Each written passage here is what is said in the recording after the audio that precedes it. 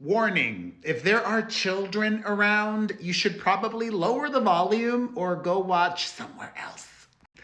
Hello, my fam. It is Perez, the queen of all media, the original influencer, and your number one source for everything Diddy drama. We are back. It's day 16 of the federal trial against the disgusting, disgraced music mogul, where he is facing charges of trafficking, racketeering, and in the video that I shared with you earlier today, we began with the testimony from the forensic video expert and then started with Cassie's friend, Brianna. So, where she left off. Brianna testified that she would regularly see bruises on her friend. Brianna testified that she and Cassie used to party together, meaning taking substances. They would smoke the herb, they would take the coca, and they would also snort the K. It definitely created like a habit, Brianna told the jury. She also specifically mentioned today that there were a few times that Diddy personally gave her substances, and that she has seen him use the 4 to the 2 to the 0, as well as the K and the coca. Brianna testified that she and Cassie would try to get sober because, quote, we wanted to do better. The two friends would cook together instead of using substances, but those periods would never last, Bongolan said. Brianna recalled, oh my God, that man terrifies me. Brianna recalled one interaction in which Diddy told her something along the lines of, I am the devil and I can kill you. She told the court that she was terrified. Brianna also said that he had taken the coca at the time of that very disgusting verbal exchange. Brianna admitted, this is why she got immunity. Brianna told the court that she also would sell drugs to others, but not often. Brianna testified that in addition to all those substances mentioned, sometimes they would also use G to the H to the B. It was a whole cornucopia of substances. After lunch, they revisited Brianna's testimony of Diddy dangling her over Cassie's balcony at her apartment. Bongolan told her then-girlfriend to hide because she did not want her to be exposed to a raging Diddy. She told the jury that she then went to the balcony and tried to act casual. He came up from behind me, he lifted me up, and then put me on top of the rail.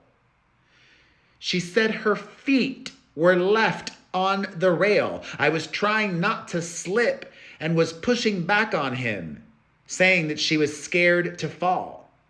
For the most part, he was yelling at me, so I was trying to answer him. He kept repeating, you know what the F you did. Bongolan said that Diddy held her over the balcony for over 10 to 15 seconds. Brianna said she did not know what Diddy was talking about. You know, she didn't know. Brianna said that her leg was badly bruised and her neck hurt, so she sought some care from a chiropractor after. The jury was shown photos of the injuries. Brianna did not tell the chiropractor how she sustained those injuries, nor did she call the police because she was scared. Brianna said that after the balcony incident, Cassie confronted Diddy. Thankfully, like a good friend.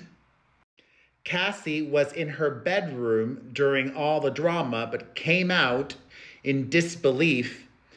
Banna claimed Cassie said, "Did you just hang her over the balcony?" Diddy and Cassie then spoke about the incident.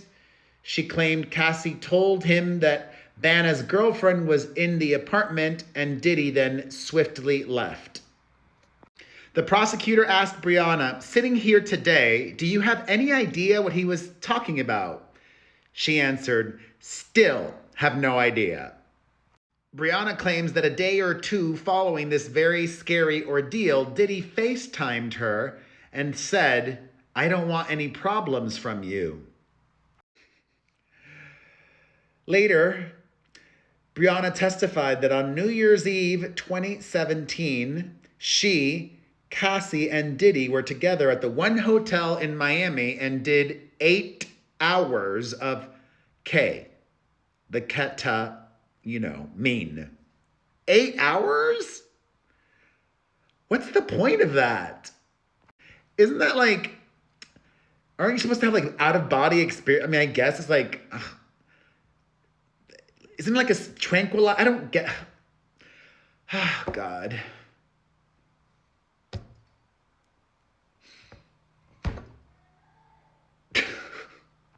Brianna left Diddy and Cassie saying, "I can't do this anymore." She testified that she has a tattoo of the date, January 7th, 2018, which she said is the day she decided to quit drugs and get sober. Good for you. But before she got sober, Brianna testified that she and Cassie would do drugs weekly, and that she would often supply Cassie with substances, including Oxy, the pain medication. Every possible thing these people did.